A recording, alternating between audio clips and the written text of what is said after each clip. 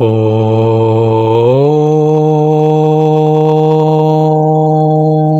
శ్రీ సచ్చిదానంద సమర్థ సద్గురు సాయినాథ్ మహారాజ్ కీ జై. ముందుగా సాయి భక్తులందరికీ నమస్కారం అండి. వీడియో చూస్తున్న ప్రతి ఒక్కరిపైన ఆ సాయినాథుని ఆశీస్సులు ఉండాలని, బాబాగారి భక్తులందరూ ఎప్పుడూ కూడా ఆనందంగా సంతోషంగా వారి జీవితాన్ని గడపాలని మనస్ఫూర్తిగా కోరుకుంటూ ఈ వీడియోని స్టార్ట్ చేస్తూ ఉన్నాను ఫ్రెండ్స్. ఈరోజు సందేశంలో బాబాగారు తన బిడ్డలతో ఈ విధంగా అంటూ ఉన్నారండి. బిడ్డ, 2 రూపాయల దక్షిణ నాకు ఇవ్వు, ప్రతిఫలంగా నీ కోరికలన్నీ నేను నెరవేరుస్తాను. 2 రూపాయల దక్షిణ నాకు సమర్పించగలవా తల్లి అని బాబాగారు అంటూ ఉన్నారండి. ఈరోజు బాబాగారు తన బిడ్డలందరినీ కూడా ఒక 2 రూపాయల దక్షిణ అడుగుతూ ఉన్నారండి. ఈ 2 రూపాయల దక్షిణతో ప్రతిఫలంగా తన బిడ్డలకి ఏమిస్తున్నారో తెలుసా బాబాగారు? వారు కోరిన ప్రతి కోరికను నెరవేరుస్తానని చెబుతూ ఉన్నారు.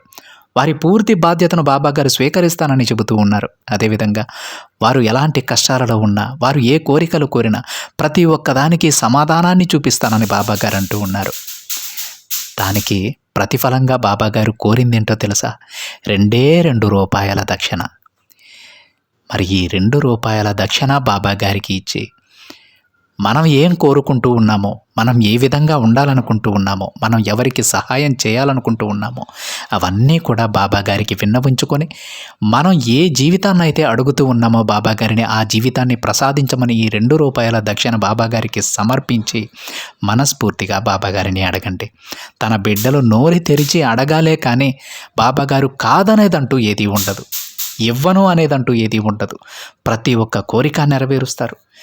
మీరు అడిగిన ప్రతిదీ మీ ముందు తీసుకొచ్చి పెడతారు. అందులో ఎలాంటి సందేహం లేదు. ఈ విషయం ప్రతి ఒక్క బాబా బిడ్డకి తెలిసే ఉంటుందండి. కానీ మన దగ్గరికి వచ్చేసరికి, మన విషయానికి వచ్చేసరికి మనం కొంచెం సంకోచిస్తూ ఉంటాం, సందేహిస్తూ ఉంటాం. బాబా గారిని నేను ఒక కోరిక అడిగి చాలా రోజులైంది, నా కోరిక నెరవేర్చమని చాలాసార్లు అడిగాను, కానీ ఇప్పటి వరకు ఆ కోరిక నెరవేరలేదంటే ఇక నెరవేరదేమో అనేటువంటి సందేహం మనకు కలుగుతూ ఉంటుంది. ఎందుకంటే అది మన విషయం కనుక. కానీ మిగతా బాబాగారి భక్తుల విషయంలో చూస్తే చాలా త్వరగా వారి కోరికలు నెరవేరిపోయినట్టు మనకు అనిపిస్తూ ఉంటాయి. దీనికి కారణం ఏంటంటే, ఇప్పుడు ఇబ్బంది పడేది మనం. సమస్య మన వరకు వస్తే చాలా ఆలస్యం అవుతుందని మనకు అనిపిస్తూ ఉంటుంది. అదే పక్కవారికి వస్తే చాలా త్వరగా వాళ్ళ సమస్యలన్నీ తీరిపోతున్నాయని మనం అనుకుంటూ ఉంటాం. కానీ నిజానికి ఇక్కడ జరిగేది ఏంటో తెలుసా? ఎవరి కోరికలైనా సరే తీరడానికి వారి వారి కర్మానుసారం, వారి కర్మలు తొలగిన తరువాత వారి కోరికలు నెరవేరుతాయి. ఎలా అంటే, 2 వ్యక్తులు ఒకే కోరిక బాబాగారిని కోరారే అనుకోండి, వారి వారి కర్మలు కూడా ఒకే విధంగా ఉన్నాయనుకోండి. కానీ ఎవరైతే బాబాగారు చెప్పినటువంటి మార్గంలో నడుస్తూ ఉంటారో వారి కోరికలు అతి త్వరగా నెరవేరిపోతాయి. మిగతా బిడ్డల కోరికలు కూడా నెరవేరుతాయి, కాకపోతే దానికి కొంత సమయం పడుతుంది. ఒకవేళ ఇద్దరి కోరికలు నెరవేరడానికి సమాన సమయం పట్టినా సరే, పక్కవారి విషయంలో మనం చాలా త్వరగా కోరికలు బాబాగారు నెరవేర్చారని మనం అనుకుంటాం. కానీ అదంతా కూడా మన భ్రమ. బాబాగారికి అందరూ బిడ్డలు ఒకటే అండి. మన సమస్య అయినా ఒకటే, మరొక బిడ్డ సమస్య అయినా ఒకటే. బాబాగారు ఇలాంటి విషయాలలో ఎవరి మీద కూడా తన పరభేదాలు చూపరు. ఎందుకంటే ఇక్కడ బాబాగారికి పరాయి వాళ్ళంటూ ఎవరు ఉండరు కదా. అందరూ ఆయన బిడ్డలే, అందరూ ఆయన్ని నమ్ముకుని ఆయన మార్గంలో జీవిస్తున్న వాళ్ళే. అందుకే బాబాగారికి ఎవరు పరాయి వాళ్ళంటూ ఎవరు ఉండరు. మనం అనుకుంటూ ఉంటాం అప్పుడప్పుడు, బాబాగారికి నా మీద ప్రేమ లేదేమో, నా కోరికలు నెరవేర్చడానికి ఇంత ఆలస్యం అవుతూ ఉందంటే బాబాగారు అసలు నా కోరికలు నెరవేర్చడానికి ఇటువైపు చూడట్లేదేమో, నా మొర ఆలకించట్లేదేమో అని. అదంతా కూడా మన భ్రమ మాత్రమే. క్షుణ్ణంగా మనం పరిశీలిస్తే, పక్కవారితో పోల్చుకొని చూసుకున్నప్పుడు కూడా మనకు అర్థమవుతుంది వాళ్ళ కోరికలు ఎందుకు అంత తొందరగా తీరాయి, నా కోరికలు నెరవేరడానికి ఎందుకు ఆలస్యం అవుతుందంటే వారు బాబాగారు చెప్పిన మార్గాన్ని తూచా తప్పకుండా పాటిస్తూ ఉంటారండి. బాబాగారు ఎంత కఠినమైన మార్గాన్ని చూపించినా సరే పొరపాటున కూడా పక్క అడుగు వేయరు, ఆ మార్గంలోనే నడుస్తారు. మనం ఏంటంటే, మనం కూడా బాబాగారు చూపిన మార్గంలోనే నడుస్తూ ఉంటాం. కానీ మధ్యలో కొన్ని సమయాల్లో చెడు మాటలు విని చెడు మార్గంలోకి వెళ్ళడం జరుగుతూ ఉంటుంది. మళ్ళీ మన తప్పు తెలుసుకొని మంచి మార్గంలోకి వస్తాం. ఈ విధంగా మనం కొంత సమయాన్ని వృధా చేసుకుంటాం. కాబట్టి ఆ సమయం మనకు కొంచెం ఎక్కువ పడుతుందండి. మన కోరికలు నెరవేరడానికి ఆ సమయమే కొంచెం ఎక్కువగా తీసుకుంటుంది. ఈ రోజు నుంచైనా సరే మనం ఏదైతే బాబాగారిని అడిగామో అది తీరడానికి తప్పకుండా బాబాగారు ఒక సందేశాన్ని మనకు పంపుతారు. ఆ సందేశంలో చెప్పినట్టు చేసి చూడండి. వీలైనంత త్వరగా మీ కోరికలను బాబాగారు నెరవేరుస్తారు. ఈరోజు కూడా తన బిడ్డల కోరికలు నెరవేర్చడానికి ₹2 దక్షిణ అడుగుతూ ఉన్నారండి బాబాగారు. బాబాగారికి మనం సమర్పించినటువంటి ₹2 దక్షిణకు ప్రతిఫలంగా బాబాగారు పూర్తిగా తన బిడ్డల జీవితాన్ని మార్చేస్తారండి. వారి ప్రతి కోరిక నెరవేరుస్తానని చెబుతూ ఉన్నారు. అసలు బాబాగారు తన బిడ్డలతో ఏం చెప్పాలనుకుంటూ ఉన్నారో స్వయంగా ఆ తండ్రి మాటలలోనే విని తెలుసుకుందామండి. అప్పుడే మనకు మనశ్శాంతిగా ప్రశాంతంగా ఉంటుంది. అయితే బాబాగారు ఈ విధంగా అంటూ ఉన్నారండి. బిడ్డ, నేను అడిగే ₹2 దక్షిణ నాకు ఇవ్వు. నీ కోరికలన్నీ నేను నెరవేరుస్తానమ్మా. ప్రతిఫలంగా ఈ ₹2 నాకు సరిపోతాయి. ఈ దక్షిణ నాకు సమర్పించగలవా? తల్లి, నేను చెప్పేది కొంచెం శ్రద్ధగా విను. నేను అడిగే ఈ ₹2 నువ్వు అనుకుంటున్న, నీకు కనిపిస్తున్న ఈ రూపాయలు కాదు. ఈ ధనం కాదు తల్లి. ఈ డబ్బు కాదు బిడ్డ. మరి బాబా, మీరు నన్ను ₹2 దక్షిణ అడిగారు కదా, మరి నేను ఇచ్చే ఈ ₹2 కాదంటారేమిటి అని అనుకుంటూ ఉన్నావా? పిచ్చి తల్లి, ₹2 దక్షిణ అంటే ఒకటి నిష్ఠ, అనన్యమైనటువంటి నమ్మకంతో కూడిన నిష్ఠ అవుతుంది. మరి ₹2 సబూరి, సంతోషంతో కూడిన ఊరిమి అవుతుంది. ఇవి రెండూ నాకు దక్షిణగా ఇవ్వు తల్లి. నీ జీవితాన్ని నేను మార్చుకుంటాను.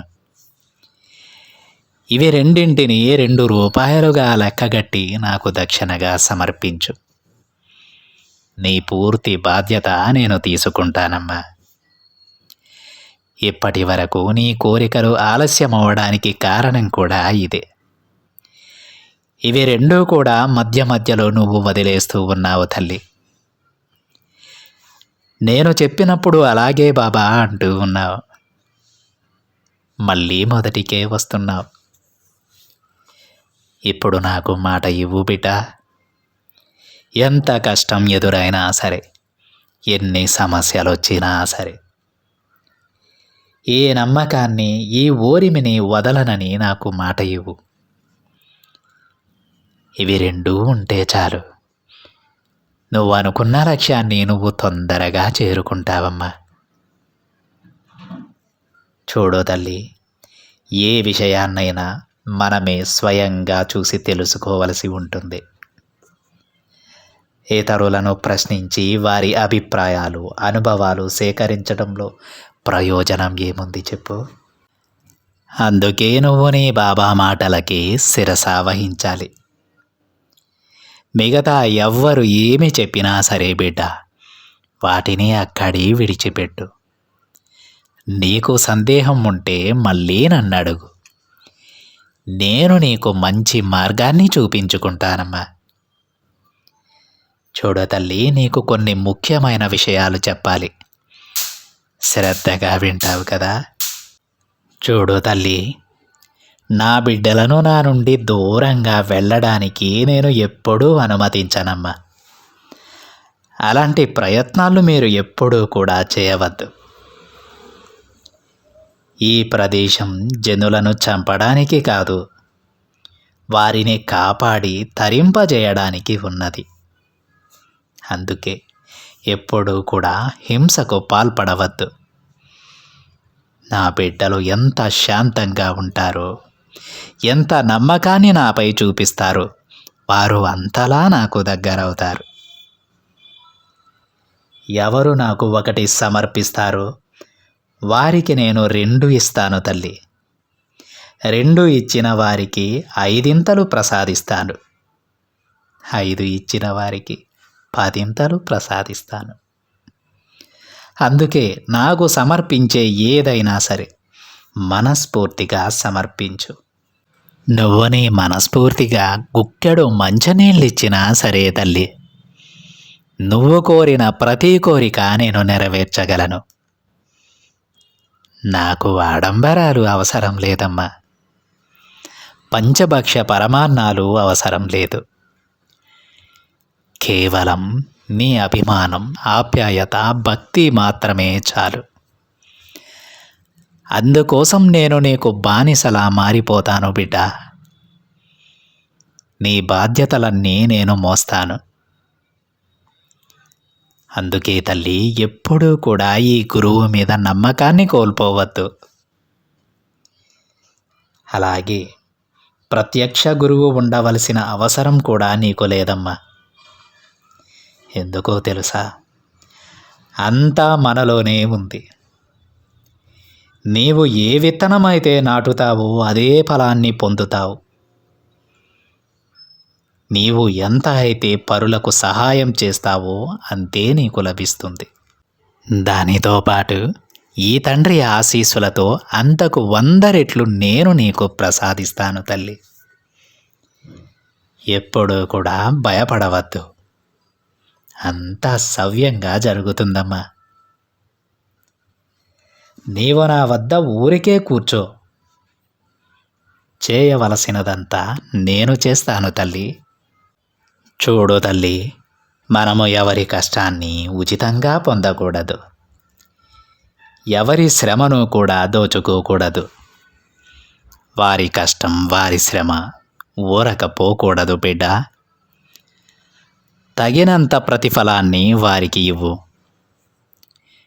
ఎవ్వరిని మోసం చేయకూడదు. మంచి మనసుతో ఆలోచిస్తూ ఉండమ్మా. కష్టమైనా సరే సన్మార్గంలో నడుస్తూ ఉండు. నీకు ఏ లోటు లేకుండా నేను చూసుకుంటాను తల్లి. చూడు బిడ్డ, ఈ తండ్రి ఎన్నో కోట్ల మందిని సన్మార్గంలో గమ్యం చేర్చాడు. ఆ విషయాన్ని ఎప్పుడూ మర్చిపోవద్దు. వారిలాగే నిన్ను కూడా నీ గమ్యాన్ని చేరుస్తానమ్మా. నీ జీవితం ఎంతో సంతోషంగా ఉండేలా నేను ఆశీర్వదిస్తాను. భయపడవద్దు. నువ్వు అనుకున్నట్లుగా ఇక్కడ నీకు ఏదీ కూడా వ్యతిరేకంగా జరగదు. అన్నీ నేను చూసుకుంటాను బిడ్డ. చూడు తల్లి, బాబా ఈ సందేశాలన్నీ చెబుతూ ఉంటారు. ఏ రోజు కూడా ఆ తండ్రి మాకు కనిపించరు అని చింతపడవద్దు. త్వరలోనే నా ఎముకలు మాట్లాడటాన్ని, మీకు కబుర్లు చెప్పడాన్ని మీరు వింటారు. నా ప్రతి ఒక్క బిడ్డకు ఈ అదృష్టాన్ని కలిగిస్తానమ్మా. నీ బాబాపై పూర్తి విశ్వాసాన్నుంచు. నేను చెప్పిన మార్గంలో నడు. మిగతావన్నీ నాకు వదిలిపెట్టు. నేను నీ జీవితాన్ని చక్కదిద్దుతాను అని బాబాగారు అంటూ ఉన్నారండి. ఈ విధంగా ఈరోజు బాబాగారు తన బిడ్డలకు వారు కోరుకున్నటువంటి కోరికలను ఏ విధంగా నెరవేరుస్తారో చెబుతూ ఉన్నారు. అలాగే 2 రూపాయల దక్షిణ అడిగారు కదండి, అవి కూడా ధనం కాదని బాబాగారు అంటూ ఉన్నారు. మొదట్లో ప్రతి ఒక్కరూ కూడా 2 రూపాయలు అడుగుతున్నారా బాబాగారు, నా కోరికలు నెరవేరడానికి కేవలం ఒక 2 రూపాయలు అడుగుతూ ఉన్నారా? ఇదేనా బాబాగారికి నాకు మధ్య ఉన్నటువంటి ఈ బంధం? కేవలం డబ్బుల కోసమే బాబాగారు నన్ను తన బిడ్డగా స్వీకరించారనేటువంటి ఎన్నో సందేహాలు తన బిడ్డలలో రావచ్చు. అది చాలా పెద్ద తప్పండి.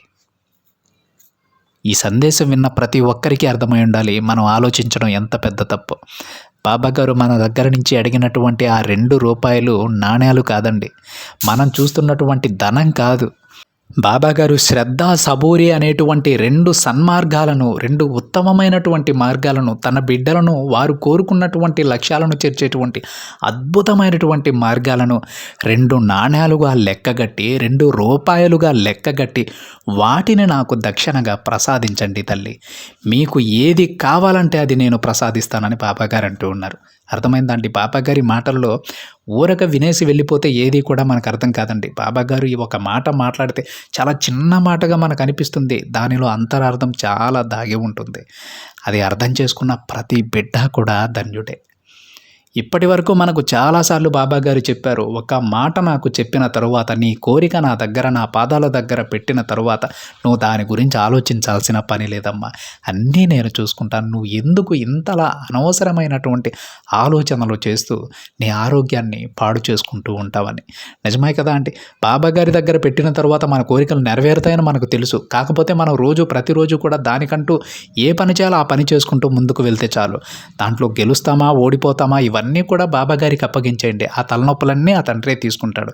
అది ఆయన బాధ్యత. తన బిడ్డలను జాగ్రత్తగా చూసుకోవడం నా బాధ్యత అని బాబాగారు ఎన్నో మార్లు మనందరికీ కూడా చెప్పున్నారు కదా. అందుకే ఏ కోరికైనా సరే, ఏ సమస్య అయినా సరే, ఏ కష్టమైనా సరే బాబాగారి దగ్గర పెట్టిన తర్వాత దాన్ని అక్కడే వదిలేసి వచ్చేయాలి. మనం ఇంటి దగ్గరకు వచ్చేటప్పుడు చాలా ప్రశాంతమైనటువంటి మనసుతో రావాలి. అదే ప్రశాంతమైనటువంటి మనసుతో మనం రోజంతా గడపాలి. ఒక్కరోజు కాదండి, ప్రతిరోజు కూడా ఎంతో ఆనందంగా సంతోషంగా గడుపుతున్నప్పుడు అలాంటి జీవితాన్ని, అదే సంతోషాన్ని నిండిన జీవితాన్ని, అదే సంతోషం అదే ఆనందం కలిగినటువంటి ఆ భవిష్యత్తును బాబాగారు తన బిడ్డలకు ప్రసాదిస్తారు. తప్పకుండా ఆ జీవితం అయితే ప్రతి బిడ్డకి దొరుకుతుందండి. ప్రతి బిడ్డ జీవితాన్ని బాబాగారు మనం ఏ విధంగా కోరుకుంటూ ఉన్నామో ఆ విధంగా మార్చి మనకు ప్రసాదించేటప్పుడు, భవిష్యత్తులో మంచి భవిష్యత్తును మనకు అందించేటప్పుడు అనవసరంగా మనం దాని గురించి ఆలోచించి మన ఆరోగ్యాన్ని పాడు చేసుకోవడం ఎందుకంటే, అంటే ఒకవేళ ఆ జీవితాన్ని బాబాగారు మనకు ప్రసాదించినా దానిని ఆనందంగా మనం స్వీకరించలేం. అప్పటికి అనారోగ్య పాలై ఉంటాం. అందుకే ఎప్పుడూ కూడా బాబాగారిని పూర్తి శ్రద్ధాభక్తులతో మనం పూజించుకోవాలి. బాబాగారికి ఒక కోరిక చెప్పినప్పుడు బాబాగారిని నా కష్టాన్ని తీర్చు తండ్రి, నా సమస్యను తీర్చు తండ్రి అని బాబాగారి దగ్గరకు వెళ్ళి మనం ప్రణమిల్లినప్పుడు ఇక ఆ సమస్యలను కష్టాలను అన్నీ కూడా అక్కడ వదిలేసి వచ్చేయాలి. మన పని మనం చేసుకుంటూ సంతోషంగా మన జీవితాన్ని మనం గడుపుతూ ఉంటే బాబాగారు ప్రసాదించేటువంటి భవిష్యత్తు కూడా అంతే ఆనందంగా అంతే సంతోషంగా ఉంటుంది. దానిని అందుకోవడానికి కూడా మనం కూడా ఆరోగ్యంగా చాలా ఆనందంగా అందుకుంటాం. బాబాగారు మనకంత మంచి భవిష్యత్తును ప్రసాదించినందుకు బాబాగారికి ధన్యవాదాలు చెప్పుకొని అప్పటి నుంచి కూడా ఎంతో సంతోషంగా ఎంతో ఆనందంగా మన జీవితాన్ని గడపాల్సి ఉంటుంది. అప్పటి వరకు కాస్త శ్రద్ధ సబూరితో ఉండండి. బాబాగారు అడిగినటువంటి ఆ ₹2 దక్షిణ అంటే ఆ శ్రద్ధ సబూరిని దక్షిణగా బాబాగారికి ప్రసాదించి ఆనందంగా మీ జీవితాన్ని గడపండి. మిగతా అంతా బాబాగారు చూసుకుంటారండి. బాబాగారి బిడ్డలు భయపడాల్సిన పనే లేదు. మీరు ఏ పని కోరితే ఆ పని అయిపోద్ది. ఆ తండ్రి మన వెంట ఉన్నారు, ఆ దైవం మన వెంట ఉన్నారు. ఈ ప్రపంచాన్ని ఈ విశ్వాన్ని నడిపించేటువంటి అతీతమైన శక్తి, అద్భుతమైనటువంటి శక్తి మన వెనక ఉండగా మనం దేని గురించి బాధపడాల్సిన పని లేదు. ఇది ప్రతి ఒక్క బాబా బిడ్డకి చెందుతుంది. సంతోషంగా ఉండండి, ఆనందంగా మీ జీవితాన్ని గడపండి ఫ్రెండ్స్. ఇదండి ఈరోజు బాబాగారి సందేశం కనుక మీకు నచ్చినట్లయితే ఒక చిన్న లైక్ చేయండి ఫ్రెండ్స్. మరింతమంది మన బాబాగారి భక్తులకైతే ఈ సందేశాన్ని షేర్ చేయండి. మొదటిసారిగా ఛానల్ని చూస్తున్న వాళ్ళైతే తప్పకుండా సబ్స్క్రైబ్ చేసుకుని పక్కనే ఉన్న బెల్ ఐకాన్ని యాక్టివేట్ చేయండి. మరొక బాబాగారి సందేశంతో మరొక వీడియోలో కలుద్దాం. అంతవరకు ఓం సాయిరామ్.